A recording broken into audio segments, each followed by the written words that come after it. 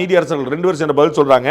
நீதியரசர் ஜெயச்சந்திரன் உள்ளிட்ட 2 அமர்வு 25வது பாயிண்ட்ல the service of the CASF was provided only because of the state police refused to give the protection and comply with the court direction. நீதிமன்ற உத்தரவை செயல்படுத்த Tamil Nadu police மறுத்த பிறகுதான் CASF உள்ள கொண்டு வரப்பட்டது. அவர்கள் இது விளக்கம் கொடுக்குறாங்க. இதை கொடுக்கிறது நீதியரசர் ஜி.ஆர். சுவாமிநாதன் அல்ல. In case the state machinery disobey the court order and refuse to give protection, the court cannot stand helpless.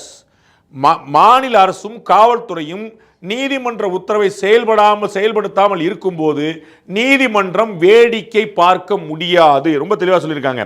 It has to take assistance from any quarters. நீதிமன்றம் காவல்துறை செயல்படாமல் இருப்பதை, தமிழக அரசு ஒத்துழைக்காமல் இருப்பதை வேடிக்கை பார்க்க முடியாது.